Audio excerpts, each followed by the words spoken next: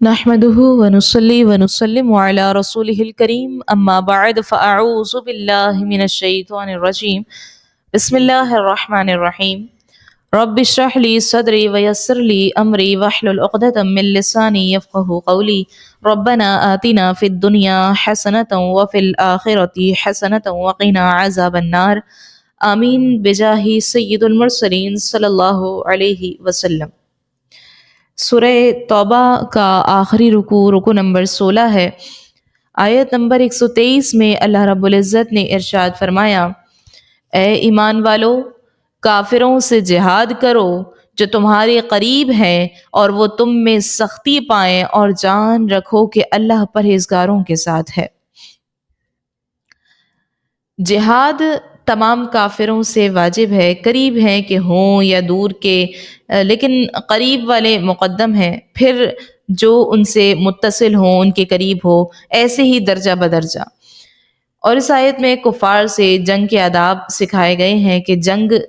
کی شرعی اجازت جب متحقق ہو جائے تو اس کی ابتدا قریب میں رہنے والے کفار سے کی جائے، پھر ان کے بعد جو قریب ہوں، یہاں تک کہ مسلمان مجاہدین دور کی آبادیوں میں رہنے والے کفار تک پہنچ جائیں۔ اسی طریقے سے تمام کفار سے جہاد ممکن ہے، ورنہ ایک ہی بار سب سے جنگ کرنا متصور نہیں ہے۔ اور یہی وجہ ہے کہ رسول اللہ صلی اللہ علیہ وسلم نے پہلے اپنی قوم سے جہاد فرمایا، پھر پورے عرب سے، پھر اہل کتاب سے، اور ان کے بعد روم اور شام والوں سے جنگ کی۔ پھر نبی اکرم صلی اللہ علیہ وسلم کے وصال کے بعد صحابہ کرام رضی اللہ عنہم نے عراق اور پھر تمام شہروں تک جنگ کا دائرہ وسیع کیا۔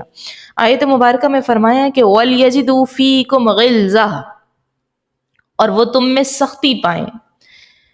اس سختی میں جرت، بہادری، قتال پر صبر اور قتل یا قید کرنے میں شدت وغیرہ ہر قسم کی مضبوطی اور سختی داخل ہے۔ جو کفار اسلام کی راہ میں رکاوٹ بنے، ان سے سختی کے ساتھ نمٹنے کا حکم ہے۔ یہاں یہ نہیں فرمایا کہ ہر وقت سختی ہی کرتے رہیں، کیونکہ ہمیں تو دوران جہاد بھی عورتوں، بچوں، بوڑھوں اور پادریوں وغیرہ کو قتل نہ کرنے کا حکم دیا گیا ہے۔ اور فرمایا کہ وَاعْلَمُوا أَنَّ اللَّهَ مَعَ الْمُتَّقِينَ، اور جان رکھو کہ اللہ پرہیزگاروں کے ساتھ ہے۔ اس سے مراد یہ ہے کہ مسلمانوں کا جہاد اور کفار کو قتل کرنا اللہ کے خوف کی وجہ سے ہو، نہ کہ مال و دولت یا منصب و مرتبے کے حصول کی غرض سے ہو۔ آیت نمبر 124 میں اللہ رب العزت نے ارشاد فرمایا، اور جب کوئی صورت اترتی ہے تو ان منافقین میں سے کوئی کہنے لگتا ہے کہ اس صورت نے تم میں کس کے ایمان میں اضافہ کیا ہے، تو جو ایمان والے ہیں ان کے ایمان میں تو نے اضافہ کیا، تو اس نے اضافہ کیا اور وہ خوشیاں منا رہے ہیں۔ یعنی جب قرآن پاک کی کوئی صورت نازل ہوتی ہے تو منافقین آپس میں مذاق اڑانے کے طور پر کہتے ہیں کہ اس صورت نے تم میں کس کے ایمان یعنی تصدیق اور یقین میں اضافہ کیا ہے۔ تو ان کے جواب میں اللہ رب العزت نے فرمایا کہ جو ایمان والے ہیں ان کی تصدیق، یقین اور اللہ رب العزت سے قربت میں اس نے اضافہ کیا۔ اور جب قرآن میں سے ایک کے بعد کوئی دوسری چیز اترتی ہے تو مومنین خوشیاں مناتے ہیں، کیونکہ اس طرح ان کے ایمان میں اضافہ ہوتا ہے، جس کی وجہ سے آخرت میں ان کا ثواب اور زیادہ ہو جاتا ہے۔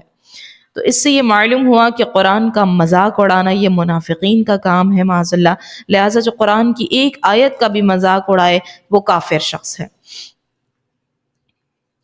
آیت نمبر 125 میں اللہ رب العزت نے ارشاد فرمایا، اور جن کے دلوں میں مرض ہے تو ان کی ناپاکی پر مزید ناپاکی کا اضافہ کر دیا اور وہ کفر کی حالت میں مر گئے۔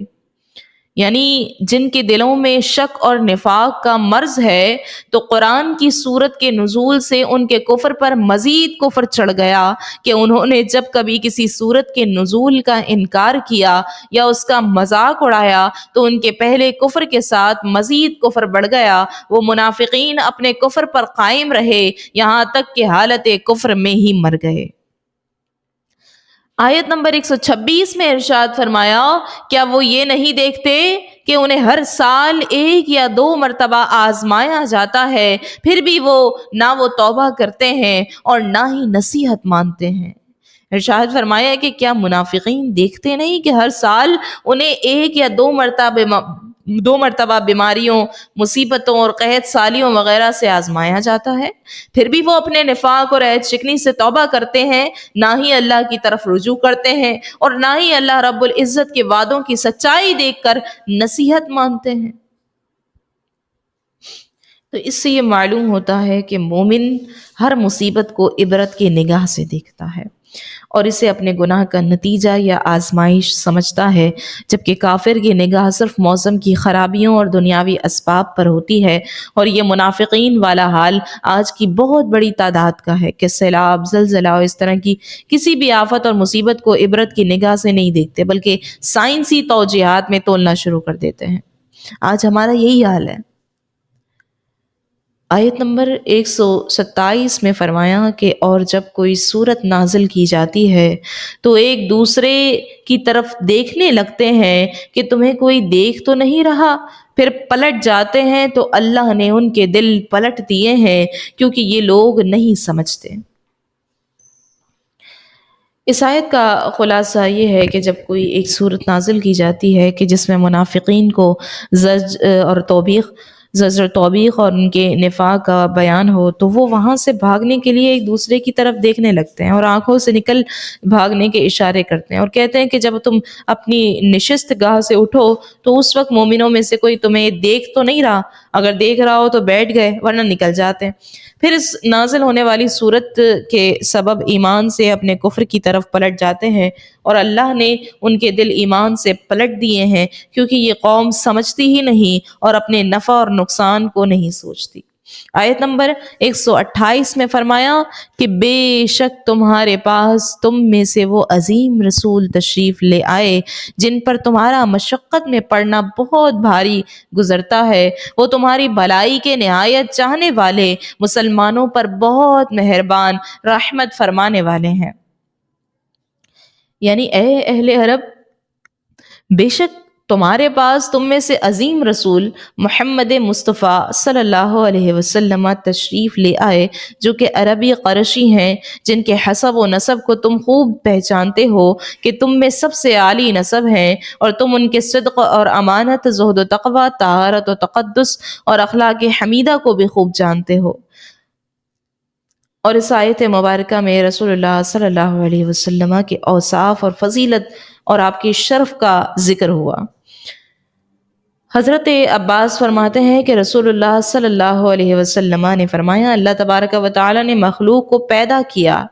تو مجھے ان میں سے بہترین رکھا، پھر ان کے دو گروہ بنائے تو مجھے اچھے گروہ میں رکھا، پھر قبائل بنائے تو مجھے بہترین قبیلے میں رکھا، پھر ان کے خاندان بنائے تو مجھے ان میں سے اچھے خاندان میں رکھا، اور سب سے اچھی شخصیت بنایا۔ اور حضرت جعفر بن ابو طالب نے نجاشی کے دربار میں فرمایا، اے بادشاہ، ہم لوگ جاہل ہیں، بتوں کی عبادت کرتے ہیں، مردار کھاتے ہیں، بے حیائی کے کام کرتے ہیں، رشتہ داریاں توڑتے ہیں، پڑوسیوں سے بدسلوکی کیا کرتے تھے، اور ہم میں سے جو طاقتور ہوتا وہ کمزور کا مال کھا جایا کرتا تھا۔ ہمارا یہی حال تھا کہ اللہ رب العزت نے ہم میں سے ایک رسول ہماری طرف بھیج دیا جن کے نسب، صداقت، امانت اور پاک دامنی کو ہم پہچانتے تھے۔ انہوں نے ہمیں دعوت دی کہ ہم اللہ تبارک و تعالیٰ کو ایک مانیں اور صرف اسی کی عبادت کریں، اور ہم اور ہمارے آباء و اجداد جن پتھروں اور بتوں کی پوجا کرتے تھے انہیں چھوڑ دیں۔ انہوں نے ہمیں سچ بولنے، امانت داری اور پاکیزگی اختیار کرنے، رشتہ داروں سے نیک سلوک کرنے، پڑوسیوں کے ساتھ حسن سلوک کرنے، حرام کام اور خون ریزیاں چھوڑنے کا حکم دیا۔ ہمیں بے حیائی کے کام کرنے، جھوٹ بولنے، یتیم کا مال کھانے اور پاک دامن عورت پر زنا کی تہمت لگانے سے منع کیا، اور ہمیں حکم دیا کہ ہم صرف اللہ رب العزت کی عبادت کریں اور اس کے ساتھ کسی کو شریک نہ ٹھہرائیں، نمازیں پڑھیں، روزے رکھیں اور زکوٰۃ ادا کریں۔ پھر ہم نے ان کی تصدیق کی، ان پر ایمان لے آئے، اور جو دین وہ لے کر آئے ہم نے اس کی پیروی کی۔ اس آیت کریمہ میں رسول اللہ صلی اللہ علیہ وسلم کی تشریف آوری یعنی آپ کے میلاد مبارک کا بیان بھی ہے۔ رسول اللہ صلی اللہ علیہ وسلم نے اپنی پیدائش کا بیان قیام کر کے فرمایا۔ اس سے معلوم ہوا کہ محفل میلاد مبارک کی اصل قرآن اور حدیث سے ثابت ہے۔